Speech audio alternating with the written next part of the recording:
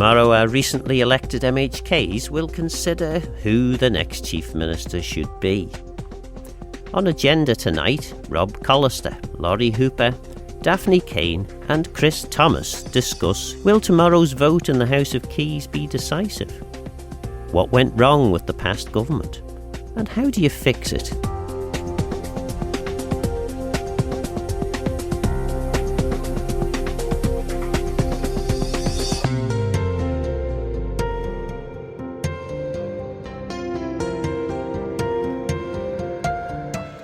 Last Thursday I caught up with seasoned politicians Rob Callister and Lawrie Hooper.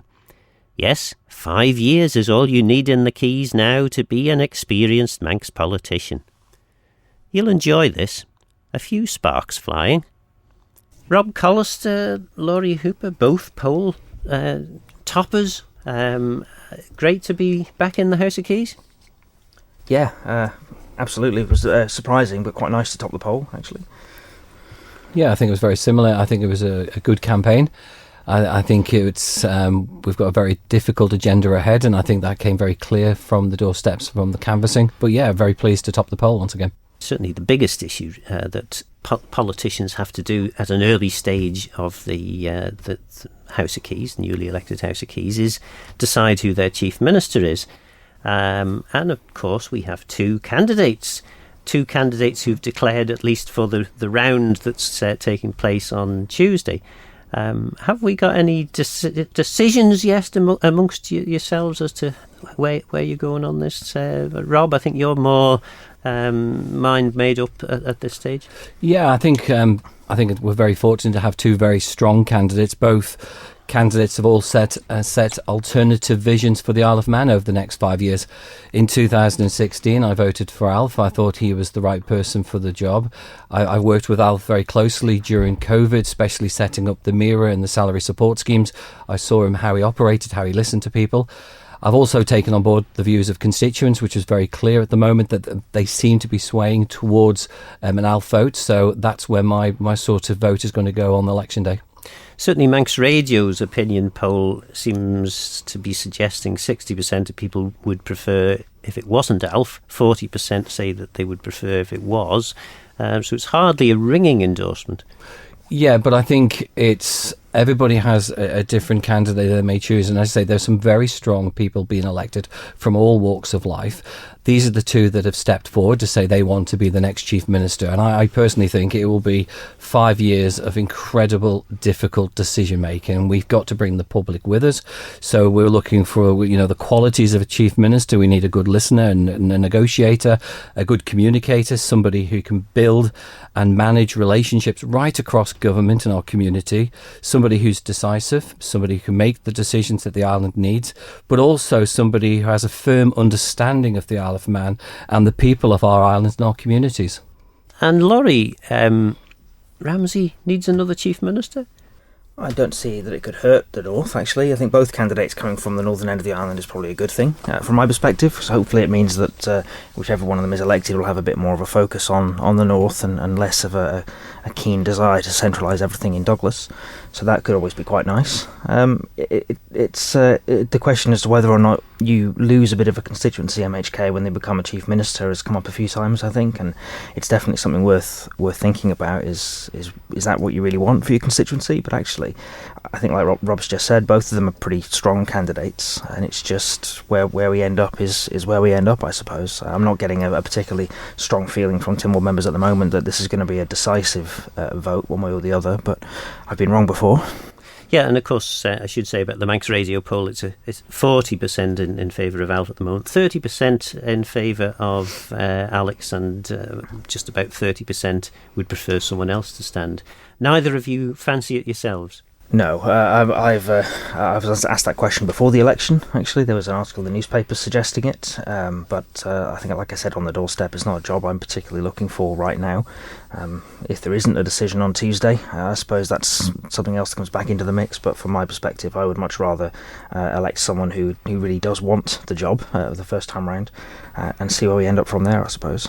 And Rob, I mean, you're a man of forthright, visionary views and principles. You wouldn't fancy leading the country? Yeah, but again, I also genuinely believe in taking the right steps at the right time, and it's not right for me to even consider that position. I think I personally would like to get to the next level of being a minister, to try and drive policy, drive the changes that I feel the island needs in a small area, and to see what the role entails, because as I say, I think we are heading through a very difficult period. It needs not just the right leader at the top, but it also needs a coherent sort of council of ministers, one that actually takes the public with them, one that actually really thrashes out some of these very difficult decisions. And one of those first decisions is going to be something is like Manx gas. You clearly can see that the public do not want a 27.5% increase on gas prices, which could be the maximum that is applied. But the Council of Ministers, whoever they are going to have to navigate through this. Timble members are going to have to navigate the way through it. So these are just this one challenge we're going to have to overcome over the next 5 years. For me, the time's not right, maybe in the future, but that's up to the constituents as well. Do you need to have experience, of ministerial government? Do you actually have needed to be a minister to be able to provide the leadership that we need? Lawrie? No, I don't think so. Actually, it's more about the kind of individual that you are. It's probably more important. I think being a minister is just like being in any other job, I suppose. You pick it up as you go along, and if you've served in quite a lot of roles across government, actually, there's lots of things which will demonstrate that you can do that kind of work. But Tynwald, at its most basic, is a consensus chamber. You can't do anything by yourself, so everything you're trying to achieve involves bringing people with you, involves getting support and whatever else needs to be done to achieve the policy aims you've set out for yourself and for others. So I think anyone who's spent time in that chamber, if you're half good at your job, you'll have the skills you need to bring people with you to build that consensus, to develop policy. If you're not very good at your job, that's a whole separate conversation, I suppose. But I don't think it's absolutely necessary that you've held that ministerial position beforehand. Just like I would have said, there are some people that have been elected to the House Keys this time round who've never been in a government department, but I think would make very good ministers. Because it is fair to say, I think, that every Chief Minister we've had, apart from Miles Walker when he was initially made Chief Minister, every other Chief Minister has been a minister before taking on the role of Chief Minister. Some would argue that that's an essential element of your training so that you can then manage to be Chief Minister. Others would argue that perhaps, we've had the same government for the last 20 years because of that. Is that a fair thing to say? I think it's hard to break some of the cycles if you are just electing the same people. So my one concern would be that if you've got two ex-ministers or ministers going for the job now, they're going to have to find a way of explaining some of their previous policy decisions. And I think it's difficult to read some of the stuff that's in those manifestos when you know the decisions that this Council of Ministers has made over the last 5 years. And now you've got members of that Council of Ministers talking in terms of protecting working families, when it was this Council of Ministers that made significant changes to EPA, and this Council of Ministers that made significant changes to housing rules and public sector housing. And yet you've now got a candidate saying, "Oh no, that's not me. I believe in other things." And you think, well, where were you over the last 5 years then, if this is what you believe and this is who you are? And I think that is to some extent why you do get a similar government following a similar government, because actually what you're electing is people that were in post for that 5 years. And so instead of getting more kind of radical change, you end up with a more gradual process as people do change gradually over time, rather than saying, actually, that approach of the last 5 years wasn't great, we need a new approach. And so in some respects I can understand both sides of the argument you've just put, and I think both perspectives are quite valid. One of the challenges, I suspect, for people when it came to the last election, particularly in relation to your party, I haven't sort of really got into the Liberal Vannon performance at the last election as yet on agenda. There was a view that Liberal Vannon kind of appeared to be all things to all people. It was a very open party that seemed to have your views, which perhaps could be described as centre-left, together with some views that would have been reasonably described as very much on the right of Manx politics. where is Liberal Van, and what is Liberal Van in terms of... Generally we're a centrist party, which means you are going to have people on both sides of that centre, which is why, like I said earlier, I'm quite comfortable with both of these candidates in terms of their political positions, because actually it's more about the individual, I think, sometimes.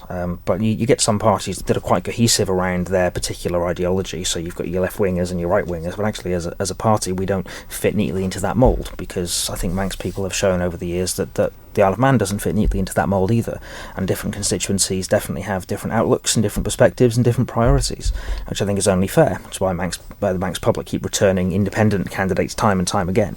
And I think as a party we try to reflect that and say, actually, you've got candidates in your area that reflect your area, that reflect the communities that they are asking to serve, which means naturally their views are going to differ on some things, but generally we all kind of cohesed around a single central policy agenda and a single set of core principles, which all of our candidates signed up to.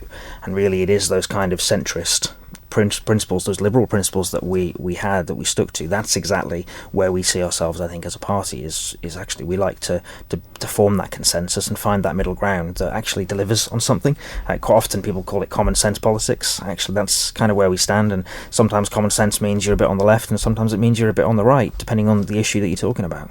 So generally, was it a good election for Liberal Van? I mean, obviously, I kind of know the answer to that question because you've only got one candidate elected, so it's probably not as good a result as you might have hoped for. But were there positives and negatives? It was an interesting one. So I think we got across the island about 3,500 votes or something, give or take, which I think was more votes than any other parties, and we ended up with one seat. You had the Green Party, I think, got around 2,000 votes on the island and didn't get any seats. And you think, actually, is that a reflection perhaps of our small constituency size? Is it a reflection of the votes that people needed to get elected? I mean, you had politicians getting elected with 700 votes in some constituencies, and in other constituencies it takes 1,500-1,600 to get over that finishing line. And so really the Manx political landscape is a difficult one to read sometimes, I think. So yes, would I have preferred to have more Liberal Vanning candidates elected? Absolutely I would. Am I pleased that we have actually 2 Labour Party candidates? Absolutely. I think more party politics is definitely the only way of making things like this Chief Minister election, for example, more accessible to the public. And that's possibly why a significant portion of your listeners are the ones saying, actually, we don't want either of those candidates. We'd prefer to have a say in who our Chief Minister is going to be. And the only effective way you can do that in a parliamentary democracy is to have party structures, so people know what they're getting at the outset when they cast their vote at the ballot box. You're listening to MHKs, Rob Callister and Lawrie Hooper. Is it the only way that you can deliver that, or are there other ways in which you can get the public engaged in voting for Chief Ministers, Rob? I think as we go into this 5-year period, I think communication's key. I think whoever the next Chief Minister is, they've got to break that change of the same happening again and again. As Laurie's just said there, you elect a Chief Minister and the same Council of Ministers seems to deliver the same message every 5 years. We've got to break that chain. Communication, I think, will be at the heart of this, the key of how they deliver those really difficult messages. I think interesting that both candidates in their manifestos are asking for the Council of Ministers and for Tynwald to be more open, more transparent, especially around policy and having more debates. It'll be interesting to see if either of those Chief Minister candidates can actually deliver that, because a lot of it does circle around collective responsibility. We understand that government has to deliver some very key initiatives and some key projects and agendas, but realistically it does need to be loosened, that collective responsibility. And as I say, the first test will come with the Max Gas vote. I personally feel that should be an open vote, whoever's in the Council of Ministers on the time, because it's a difficult one. Public is saying no, we need to look at options. It's going to be incredibly difficult, but open, honest, transparent, and explaining those difficult decisions, listening to constituents. And I think it even comes down to something as a consultation. If you have a consultation on something and 60% of the public decide that they want this direction, why are we not listening to that? Why do we just ignore it? Bring the people with you. Bring those the public and the people who are taking the time to engage, listen to their views and incorporate them into our strategies and our policies over the next 5 years. Is it possible to get to the end of a 5-year term and for the public not to say, this is the worst government we've ever had. Because every time they do say this. And does that not perhaps describe that there is a fundamental breakage somewhere in our democratic system that needs to be addressed in some way? Lawrie, have you got any thoughts? I think it must be possible to get to the end of 5 years without feeling that. I don't think either of us would be sitting here doing this job if we didn't think it was possible to come out the other side thinking we can make a difference and things can change. But it's an interesting one. Why do people get so disillusioned with government over the 5 years? And I think partly it's because we have that 5-year cycle. And so what you see is in the first year or two, lots of stuff gets done because, there's no risk there in the first year or two. But in the last year or two, actually, council ministers and politicians start getting a bit more nervous because now they're up for re-election, and then it all starts to become about what they themselves can do and have done so they can get re-elected. It's why you see, I think, council take a lot fewer risks, perhaps in the last year. And the reality is people's memories are quite short. So you won't often remember what happened in the first 12 months of an administration, but you'll definitely remember what happened the week before the election. And I think that's part of the issue, is by the time you get round to it, to an election, you'll have had a year or 2 years of government pushing issues back, kicking them down the road, fudging things a bit. And that's what you then remember when it comes to election time is, well, actually, we've had a year or two of that kind of dithering and dallying around. Whereas, actually, if you take a look back, maybe the first year could have been fantastic. And I think that's what you need to break, is you need to get people elected who actually aren't looking for the next election. What they're looking for is, let's do the best we can. And when the election comes around, we'll stand up and say, we did the best we can. But I think that again, to my mind, is much harder to do when you have independent politicians, because independent politicians, by its very nature, they are only out for themselves. In the broadest sense of the word, I'm not trying to imply that they are, not out to serve the public, but ultimately, what gets them re-elected is what they're going to be focused on. And I think that is, again, it's an inherent weakness in our system. But again, I think we'll see it again. But I think everyone who comes into politics comes in for genuinely the right reason. They want to make changes and they want to do the very best. The problem is, if you take the last administration, it's gone through some amazing difficulties. You talk Brexit to start with. We thought that was going to be the biggest problem. Then suddenly we had COVID. And if you actually look at that, I was quite shocked when I went and knocked on doors, and I had it several times where people said this was the worst government we've ever seen. And it was a shock for me to hear that, because I've been on the coalface for the last 5 years. I've seen the work that's been done to protect thousands of jobs, to make sure that people had jobs to go back to when we dealt with COVID. And that was only done through cross-government working. And if nothing else, it has told us that government can work differently than it's done in the past. And the next administration, when we tackle some of the big things about climate change, the economy, housing, we need to go right across government again, walk in, like Lawrie and I were very fortunate that we went down to the Palace when we knew COVID was breaking, and there was a white flipboard, and the officers were there, and the political members there, and they said, right, we're about to lose thousands of businesses here, we're about to lose thousands of jobs here. What can we do to protect them as fast as we can, to make sure that those jobs, anyone's being furloughed, anyone being made redundant, has got an avenue to come back to? And it was fascinating working with the Treasury Minister and with Lawrence Skelly, who was the DFE Minister at the time. And from that, we came up with MIRA, salary support, which did protect jobs and protect businesses. And now, when you look back, that most of those people have gone back to those jobs. It could have been a different picture if government had not been so forward-thinking about what was about to come down the line to affect those businesses and those individuals. Knowing how difficult it is to get government departments to work together, I was genuinely impressed with the way things worked out. But if that's the case then, Phil, if the case that government did such a great job, which I think it did as well for COVID-19, how did 6 ministers potentially lose their seat at the ballot box? I know a couple stepped down, one was elected to president and one said it wasn't, but there was pretty much the whole of the Council of Ministers, except for David Ashford, who topped his poll. Alf Canada topped his, but if you take Alex Allinson, 50% of his vote gone. So there was obviously a message. It almost did have that Winston Churchill feel. Get through the war and then we'll clean everything out when we finish the job.